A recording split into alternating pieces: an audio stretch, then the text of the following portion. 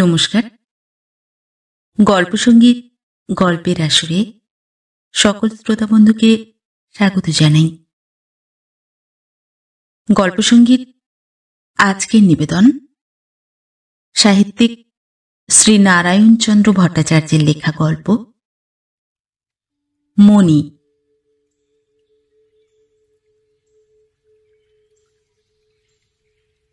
কুশিত ব্যবসায়ী রামজীবন ঘোষাল মহাশয়কে গ্রাম্য স্কুলের দ্বিতীয় শিক্ষক শাইলক আখ্যা প্রদান করিয়াছিলেন। আমরা কিন্তু জানি ইহা তাহার সম্পূর্ণ অতিরঞ্জিত কথা এবং অমূলক নিন্দাবাদ মাত্র। কারণ ঘোষাল মহাশয় প্রাপ্য টাকার পরিবর্তে কখনো কাহারও বক্ষ মাংস গ্রহণে প্রস্তুত ছিলেন না, বরং টাকার জন্য তিনি নিজ দেহের মাংস স্বচ্ছন্দে দান করিতে পারিতেন। অধিক কি, কখনো কোনো দুস্থ খাতক যদি সুদের টাকার পরিবর্তে দুগ্ধ, ঘৃত প্রভৃতি কোনো দ্রব্য দিতে চাহিত, ঘোষাল মহাশয় সে সকল কিছুতেই গ্রহণ করিতেন না। তিনি বলিতেন, বাপু, টাকা দিয়াছি, টাকা লইব, দুধ ঘি লইয়া পাপের ভাগী হইব কেন? পাপের ভয়টা ঘোষাল মহাশয়ের এত প্রবল ছিল।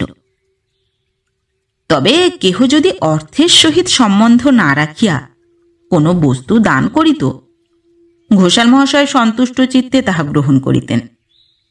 কেননা প্রতিগ্রহ ব্রাহ্মণের অন্যতম ধর্ম, ইহার প্রত্যাখ্যানে প্রত্যবায় আছে।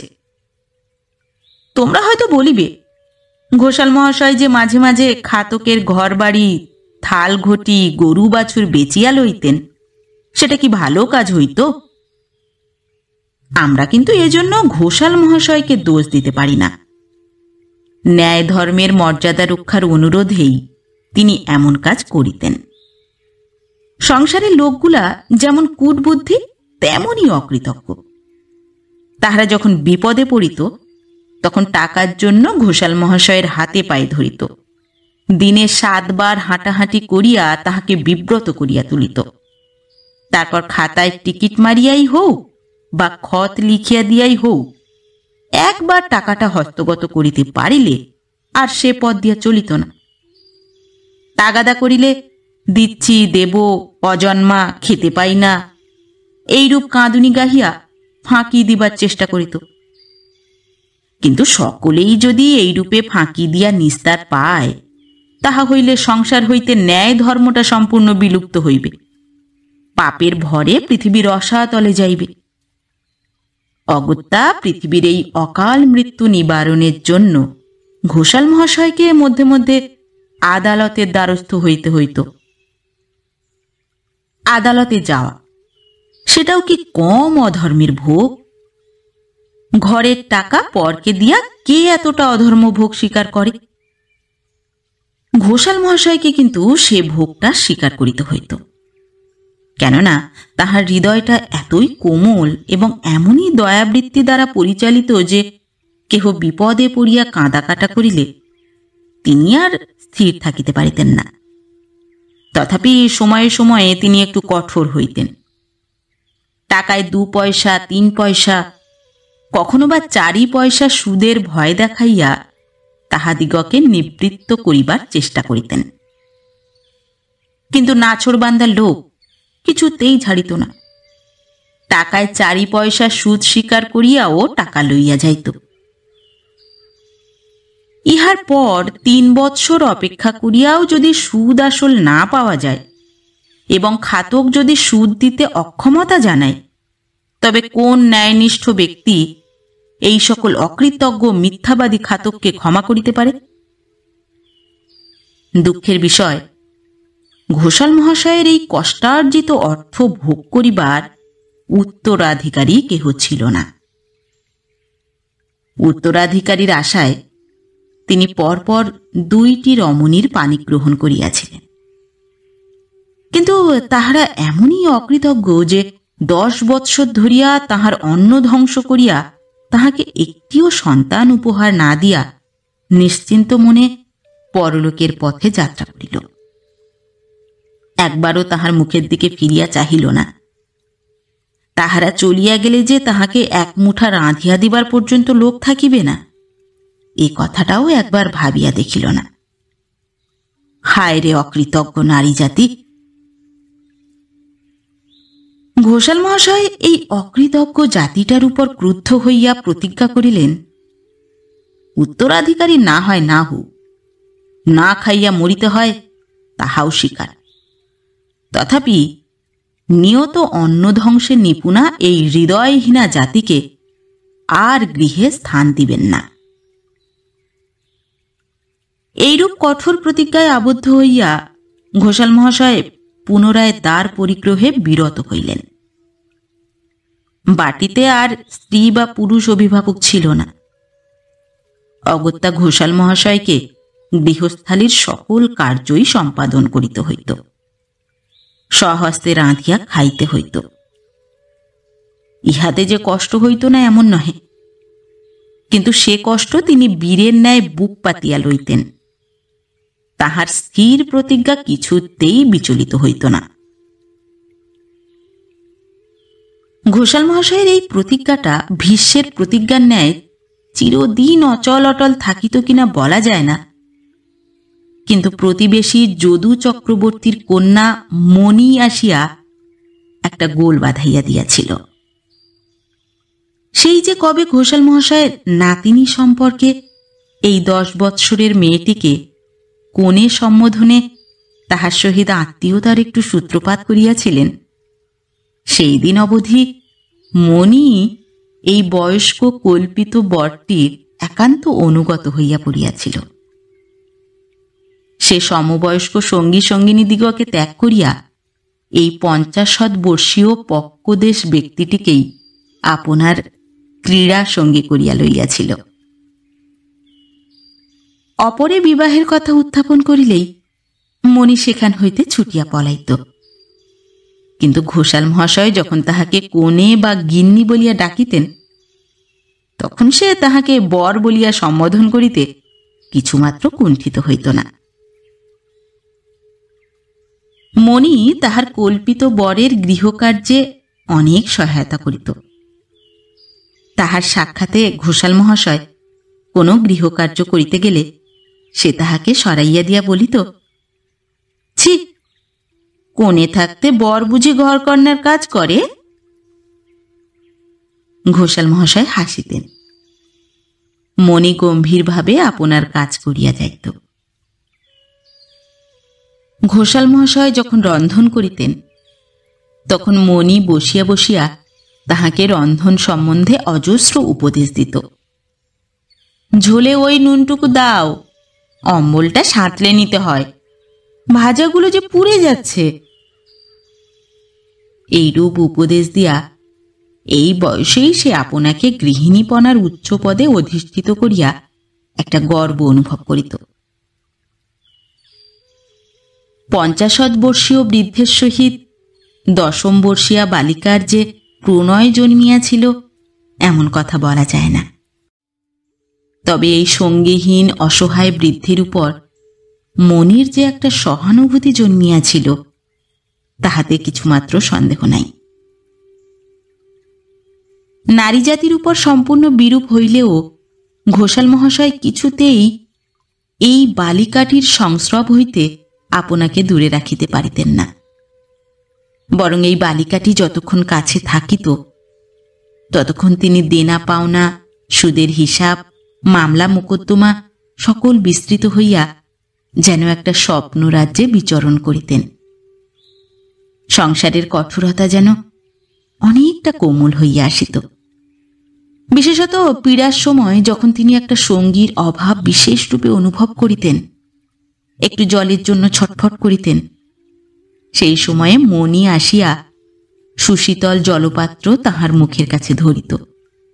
তাহার জ্বর তপ্ত ললাটে আপনার ক্ষুদ্র কোমল হাতখানি বুলাইয়া শান্তির একটা মধুর প্রলেপ দিত।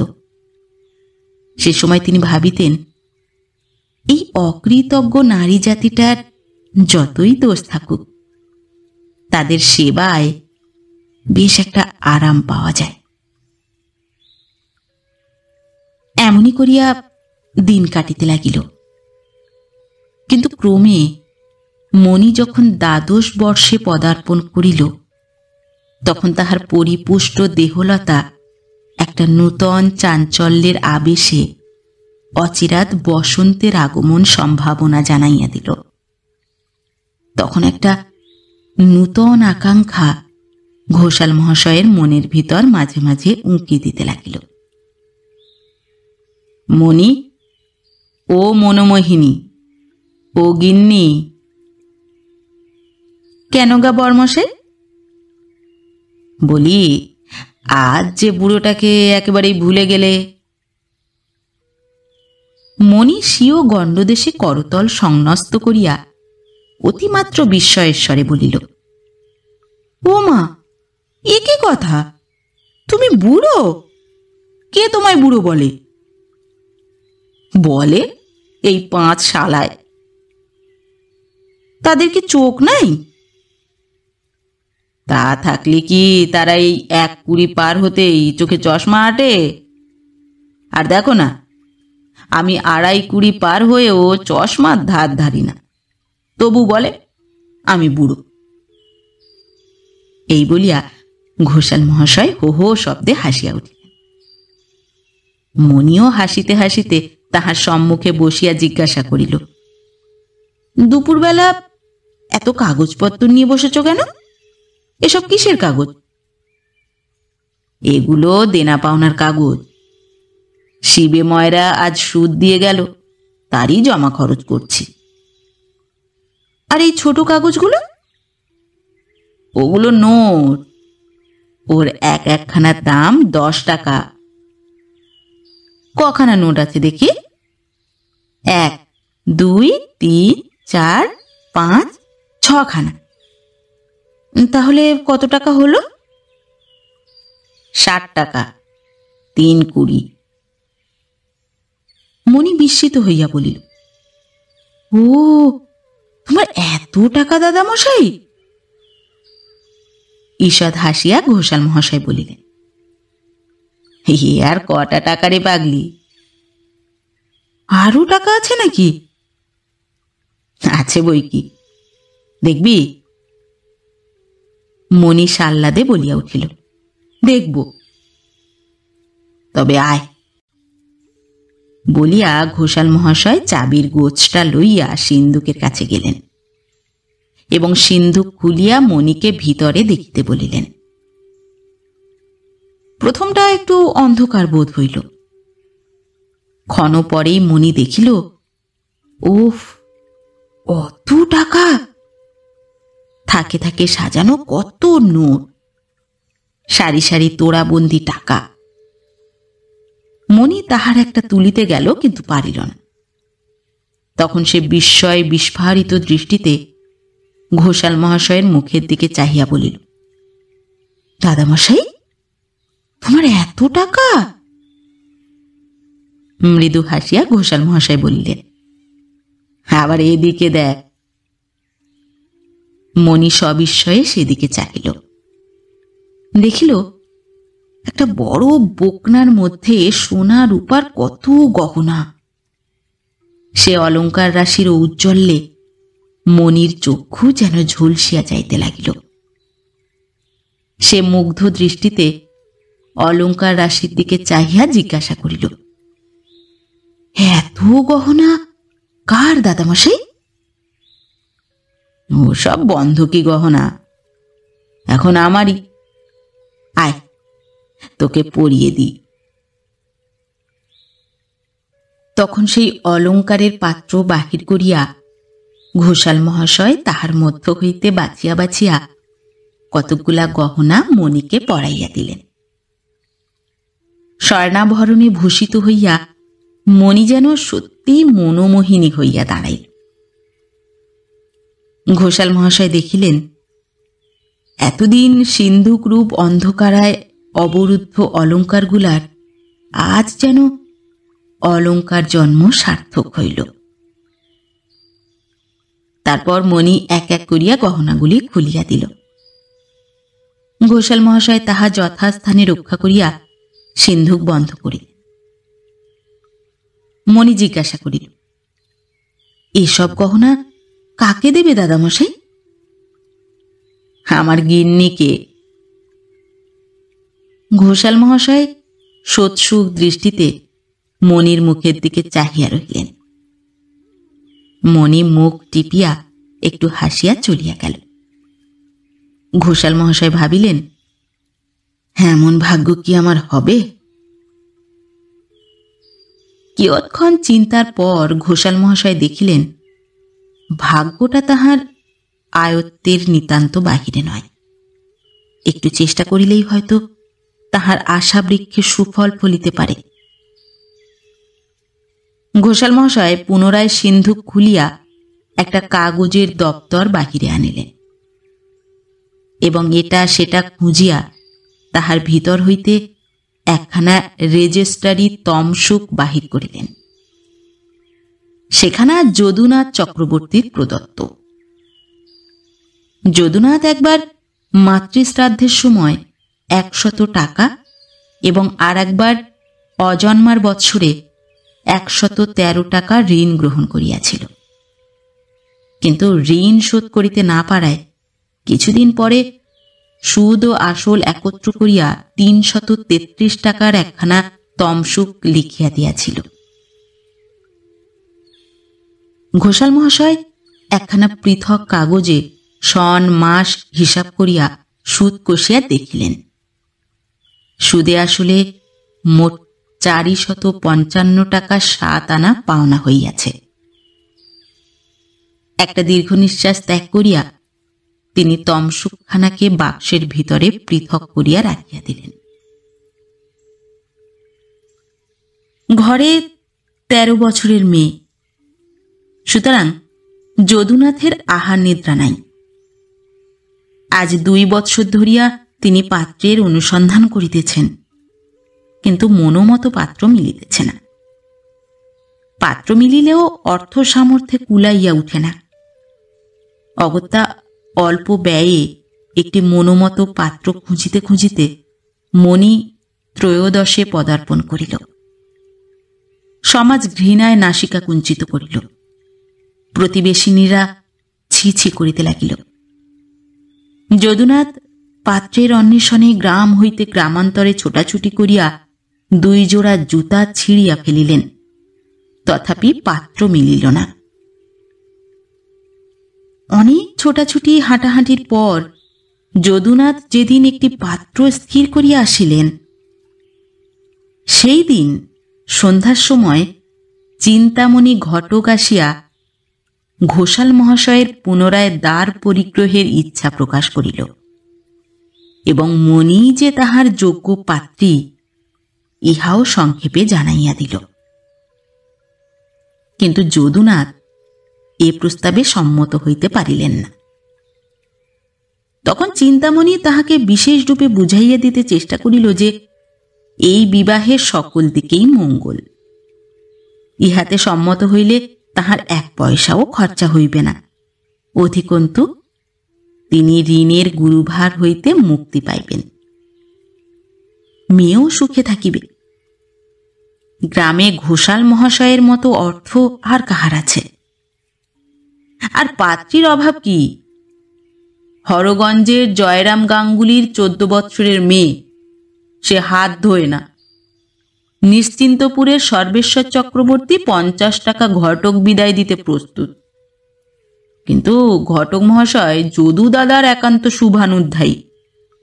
এই জন্য তিনি সেই সকল প্রলোভন পরিত্যাগ করিয়া যদু দাদাকে অনুরোধ করিতে আসিয়াছে। পরে ঘটক মহাশয় যদুনাথের গা টিপিয়া মৃদু হাসিয়া বলিলেন, দাদা বুঝছ না, ভবিষ্যতে এ সবই তোমার। একবার গিন্নির সঙ্গে পরামর্শ করে দেখো। কিন্তু যদুনাথ পরামর্শের অপেক্ষা করিলেন না। তিনি স্পষ্ট করিয়া বলিয়া দিলেন, খুড়ার ভীমরতির বয়স হয়েছে, কিন্তু আমার এখনো সে বয়স হয় নাই, আর ওরূপ টাকায় আমি ইত্যাদি। ঘটক মহাশয় তখন হতাশ চিত্তে প্রত্যাবৃত্ত হইয়া ঘোষাল মহাশয়ের নিকট সকল কথা সালঙ্কারে নিবেদন করিল। শুনিয়া ঘোষাল মহাশয়ের চোখ দুটা লাল হইয়া উঠিল। ঘটক আশ্বাস দিয়া বলিল, আপনি ভাববেন না, অনুমতি করুন, কালই অপ্সরীর মতো 14 বছরের মেয়ে এনে দিচ্ছি। চক্রবর্তী বেটার থোঁতা মুখ ভোঁতা হয়ে যাক। কিন্তু ঘোষাল মহাশয় তাহাতে রাজি হইলেন না। পরে দেখা যাবে বলিয়া ঘটককে বিদায় দিলেন। পরদিন অতি প্রত্যুষে ঘোষাল মহাশয় যদুনাথের তমসুক ও কয়েকটি টাকা লইয়া মহাকুমা যাত্রা করিলেন। মণি, ও মনোমোহিনী, তোর নাকি বিয়ে? শুনছি তো তাই। কবে, কোথায়? মণি তর্জনীর অগ্রভাগ দ্বারা গণ্ডদেশ স্পর্শ করিয়া বলিল, ও মা, তুমি তা জানো না? বলে যার বিয়ে তার মনে নাই। ঘোষাল মহাশয় ঈষৎ বিষাদপূর্ণ স্বরে বলিলেন, আর দিদি, এখন কি আর এই বুড়োকে মনে ধরবে? মণি যেন অতিমাত্র বিস্মিত হইয়া বলিল, তুমি তো বেশ লোক দাদামশাই, এতকাল আশা দিয়ে শেষে সময়কালে পিছিয়ে দাঁড়াও। মৃদু হাসিয়া ঘোষাল মহাশয় উত্তর করিলেন, সাধে কি পিছিয়ে দাঁড়াই?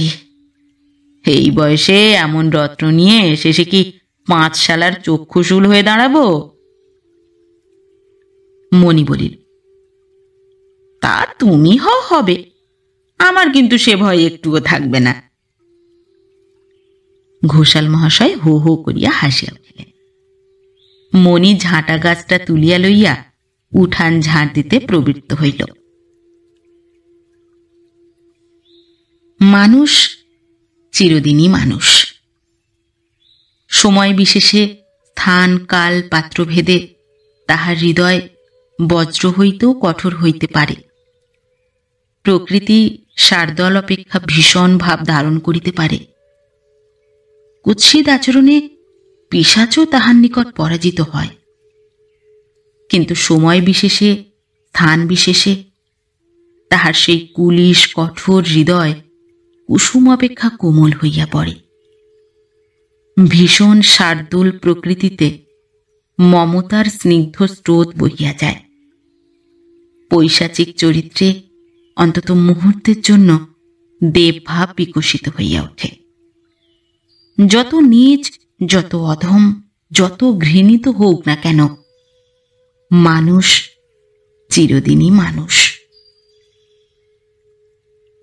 যদুনাথের উপর আন্তরিক ক্রুদ্ধ এবং তাহার সর্বনাশে সমুদ্যত হইলেও ঘোষাল মহাশয় কিন্তু মণির নিকট আপনাকে স্থির রাখিতে পারিতেন না।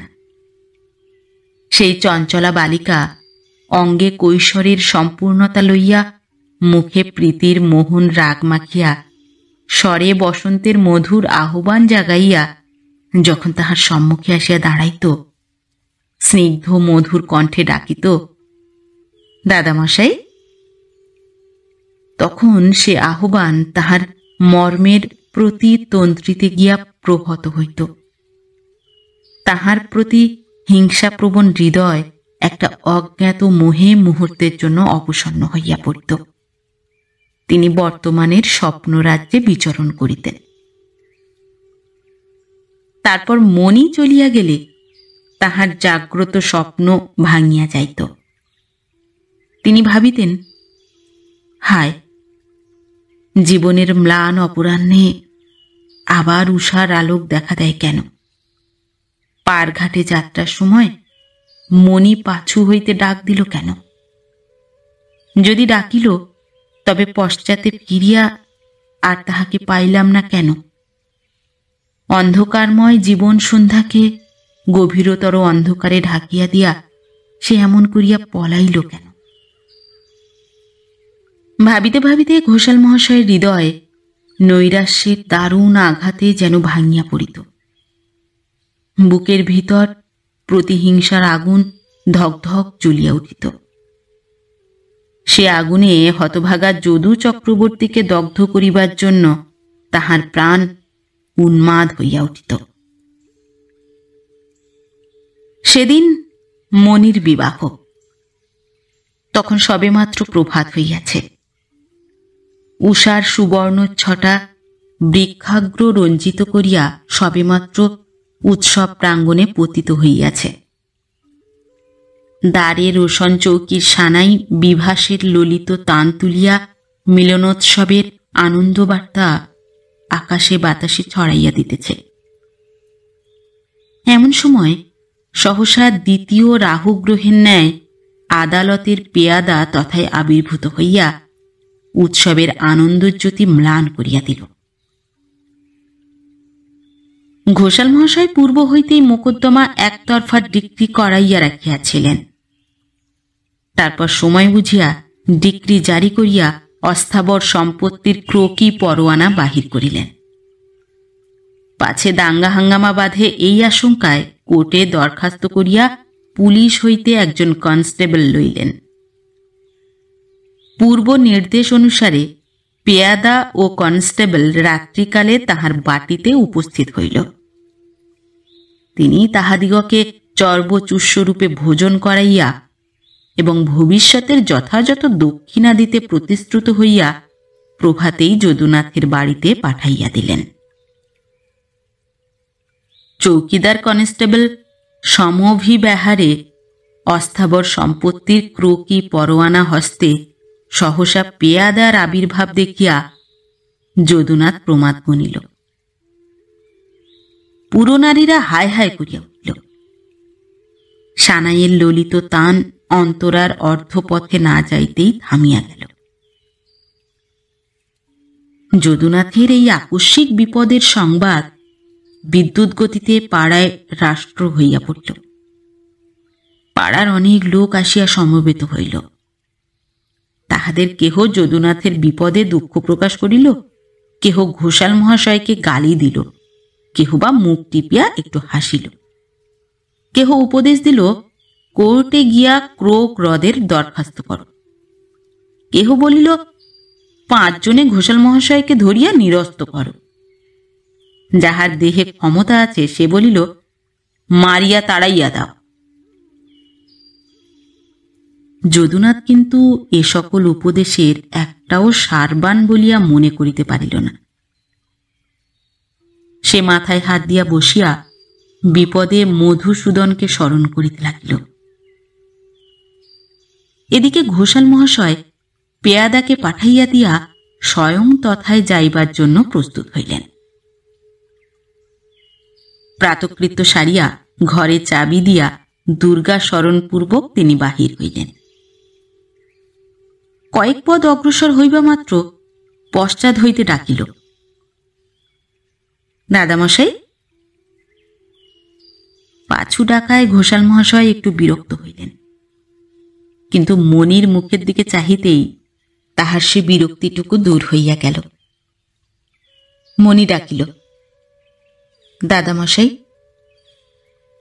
কেন মনি? এসব কি দাদামশাই? কি মনি? বৃদ্ধের মুখের উপর তিরস্কারপূর্ণ দৃষ্টি নিক্ষেপ করিয়া মনি বলিল, তোমার এমন কাজ? বালিকার সেই তীব্র দৃষ্টির সম্মুখে ঘোষাল মহাশয় যেন এতটুকু হইয়া গেলেন। কি উত্তর করিবেন স্থির করিতে পারিলেন। মনি আবার ডাকিল, দাদামশাই। কেন মনি?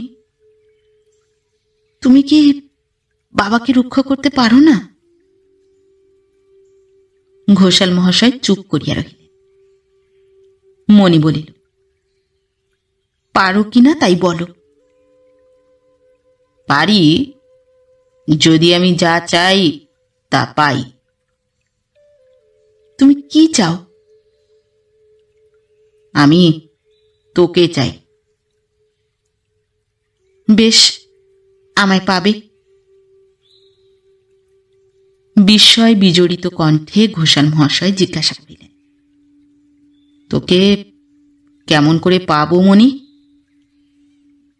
মণি বলিল, যেমন করে পেতে চাও। উৎফুল্ল কণ্ঠে ঘোষাল মহাশয় বলিলেন, আমি তোকে বিয়ে করতে চাই। আমাকে বিয়ে করবি? হ্যাঁ, বাবাকে বাঁচাবার জন্য তোমায় বিয়ে করব। কেবল পাপকে বাঁচাবার জন্য? হ্যাঁ, কেবল বাবাকে বাঁচাবার জন্য। আমার কত টাকা, কত গহনা আছে দেখেছিস? দেখেছি, কিন্তু টাকা গহনার ভিতরে কতটুকু সুখ থাকে দাদামশাই? মণির মুখে শ্লেষের হাসি দেখিয়া ঘোষাল মহাশয় মরমে মরিয়া গেলেন। তিনি বলিলেন, তাহলে পাপের জন্য তুই নিজের সুখ ত্যাগ করবি? হ্যাঁ, কিন্তু তোর বাপ মত দেবে না। আমি বললেই মত দেবেন। এখন তোমার মত কি বলো? আমার মত, তোকে পেলে মণি আমি হাতে স্বর্গ পাই। কিন্তু না, তুই এখন ঘরে যা, আমি একটু ভেবে দেখি। মণি চলিয়া গেল। ঘোষাল মহাশয় সেইখানে দাঁড়াইয়া ভাবিতে লাগিলেন। একসঙ্গে অনেকগুলা চিন্তা আসিয়া তাহার মনের ভিতর একটা ঝড় তুলিয়া দিল। যে মণির জন্য তিনি উন্মাদ, সেই মণি আজ তাহার হস্তগত। অমরার দৃঢ় রুদ্ধ দ্বার আজ তাহার সম্মুখে উদ্ঘাটিত। কিন্তু মণি তাহাকে একই শিক্ষা দিয়া গেল। ক্ষুদ্র বালিকা পিতার জন্য জীবনের সমস্ত সুখে জলাঞ্জলি দিতে প্রস্তুত, আর তিনি এই বয়সে আত্মসুখের জন্য একটি বালিকাকে কামনার অনলে ভস্মসাৎ করিতে উদ্যত। তাহার অর্থ আছে, কিন্তু অর্থে কি যথার্থ সুখ পাওয়া যায়? তিনি তো অনেক অর্থ সঞ্চয় করিয়াছেন, কিন্তু সুখ কোথায়? জীবনের সাফল্য কই? অর্থে সুখ থাকিলে তিনি আবার অন্য উপায়ে সুখ লাভের জন্য এত লালায়িত কেন? ভগবান, এ বয়সে আর কেন? আমাকে সুখের পথ দেখাইয়া দাও, কামনার ধ্বংস করিয়া দাও। ঘোষাল মহাশয় প্রত্যাবৃত্ত হইয়া বাটির মধ্যে প্রবেশ করিলেন এবং সিন্ধুক খুলিয়া একটা ছোট পুঁটুলি হাতে লইয়া বাহিরে আসিলেন। ঘোষাল মহাশয় যখন যদুনাথের বাটিতে উপস্থিত হইলেন, তখন সেখানে অনেক লোক জমিয়াছিল। অনেকেই ঘোষাল মহাশয়ের এই নীতি বিগর্হিত কার্যের তীব্র সমালোচনা করিয়া পরলোকে তাহার একটা ভয়ানক স্থানে বাসের সম্ভাবনা জানাইতেছিল। কিন্তু বৃদ্ধের উপস্থিতি মাত্রেই সকলে তুষ্ণীন ভাব ধারণ করিল, কেননা তাহাদের অনেকেই বৃদ্ধের নিকট অল্প বিস্তর ঋণগ্রস্ত। ঘোষাল মহাশয় ভিড় ঠেলিয়া পেয়াদার সম্মুখে উপস্থিত হইয়া বলিলেন, কি গো পেয়াদা সাহেব, বসে বসে ভাবছ কি? পেয়াদা বলিল, মশাই, আজ বাড়িতে বিয়ে। ভ্রুকুটি করিয়া ঘোষাল মহাশয় বলিলেন, ভাগ্যে বাপু কথাটা আমায় শোনালে। বিয়ে বাড়িতে কিছু জলযোগের ব্যবস্থা হয়েছে কি? পেয়াদা একটু গরম হইয়া বলিল, মশাই, সরকারি চাকর হলেও আমি মানুষ। আজকের দিনে এমন কাজটা করা কি ভালো? শ্লেষের হাসি হাসিয়া ঘোষাল মহাশয় বলিলেন, বাপু, তুমি এক কাজ করো, এই ব্যাগ আর চাপরাশ ফেলে একটা টোল খুলে ফেল, বেশ ধর্মশাস্ত্রের ব্যবস্থা দিতে পারবে। যদুনাথ আসিয়া ঘোষাল মহাশয়ের পা দুইটা জড়াইয়া ধরিয়া কাঁদিতে কাঁদিতে বলিল, রক্ষা করো খুড়ো, রক্ষা করো। আজকার দিন বাদে আমার ঘর বাড়ি সব বেচিয়া লও, আমাকে জেলে দাও, কিন্তু আজ রক্ষা করো, রক্ষা করো। আমার জাতি ধর্ম সব যায়। পা ছাড়াইয়া লইয়া ঘোষাল মহাশয় বলিলেন, কিছুই যাবে না বাবাজি, কিছুই যাবে না, সব বজায় থাকবে। তোমার মেয়ে আমায় বিয়ে করতে রাজি। যদুনাথ সবিস্ময়ে বলিয়া উঠিল, হ্যাঁ, আমার মেয়ে? ঘোষাল মহাশয় সহাস্যে বলিলেন, হ্যাঁ, তোমার মেয়ে মণি। ঘোষাল মহাশয় চিৎকার করিয়া ডাকিলেন, মণি, মণি। বাড়ির স্ত্রীলোকেরা দরজার পাশে আসিয়া দাঁড়াইয়াছিল। মণিও সেখানে ছিল। ঘোষাল মহাশয়ের আহ্বানে সে ধীরে ধীরে আসিয়া তাহার সম্মুখে দাঁড়াইল। ঘোষাল মহাশয় জিজ্ঞাসা করিলেন, কেমন মণি, আমাকে বিয়ে করতে তুই রাজি? মণি মুখ নিচু করিয়া ঘাড় নাড়িয়া সম্মতি জানাইল। ঘোষাল মহাশয় বলিলেন, ঘাড় নাড়লে হবে না, সোজা কথায় তোর বাপকে শুনিয়ে বল রাজি কিনা। মণি দুই তিনটা ঢোক গিলিয়া বহু কষ্টে জড়িত কণ্ঠে বলিল, হ্যাঁ, রাজি। সমবেত জনমণ্ডলীর কণ্ঠ হইতে একটা অস্ফুট ধ্বনি নির্গত হইল। ঘোষাল মহাশয় সেদিকে লক্ষ্য না করিয়া হাতের পুঁটুলিটি খুলিতে খুলিতে বলিলেন, তবে মণি, এই গয়নাগুলো পর।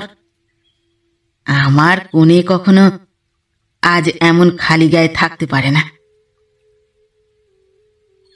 ঘোষাল মহাশয় স্বহস্তে এক একখানি করিয়া গহনা মণিকে পরাইয়া দিলেন। সেই সকল বহুমূল্য অলঙ্কার দেখিয়া সকলে চমৎকৃত হইল। ঘোষাল মহাশয় প্রসন্ন দৃষ্টিতে মণির স্বর্ণালঙ্কার দীপ্ত মুখখানির দিকে চাহিয়া যদুনাথকে সম্বোধন করিয়া বলিলেন, দেখো দেখি বাবাজি, তোমার পছন্দসই জামাইয়ের 7 পুরুষে কখনো এমন গয়না চোখে দেখেছে? যদুনাথ দুই হাতে মাথা টিপিয়া নিস্পন্দভাবে বসিয়া রহিল। ঘোষাল মহাশয় বলিলেন, একটা দোয়াত কলম, শিগগির একটা দোয়াত কলম দাও।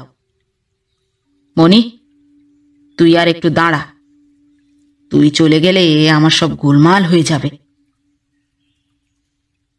একজন ছুটিয়া গিয়া দোয়াত কলম আনিয়া দিল। ঘোষাল মহাশয় পেয়াদার হাত হইতে ডিক্রির কাগজখানা লইয়া তাহার পৃষ্ঠে লিখিলেন,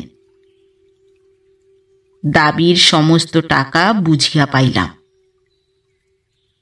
তাহার নিচে নিজের নাম সহি করিয়া কাগজখানা যদুনাথের হাতে দিলেন। যদুনাথ সেখানা মাটিতে ফেলিয়া দিয়া বলিলেন, তা হবে না খুড়ো, প্রাণ থাকতে আমি মণিকে তোমার হাতে দেব না। খুড়ো, আমার সর্বস্ব নেও, কিন্তু মণিকে। ঘোষাল মহাশয় পা ছিনাইয়া লইয়া ভ্রুকুটি করিয়া বলিলেন, চুপ কর বেয়াদব, তোর মতো নেমো খারামের মেয়েকে রামজীবন ঘোষাল বিয়ে করে না। তুই এখন মণিকে যার হাতে ইচ্ছা দিতে পারিস, কিন্তু সাবধান, শাঁখের শব্দ যেন আমার কানে না যায়। এসো পেয়াদা সাহেব।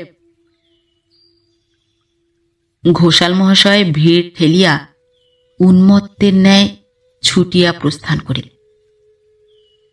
স্তব্ধ জনমণ্ডলী বিস্ময় বিস্ফারিত দৃষ্টিতে তাহার গমন পথের দিকে চাহিয়া রহিল। রুদ্ধ কণ্ঠ সানাই আবার নূতন সুরের তরঙ্গ তুলিয়া গাহিয়া উঠিল। আপনা বলিতে যা ছিল হামারি, সব দিনু তুয়া পায়।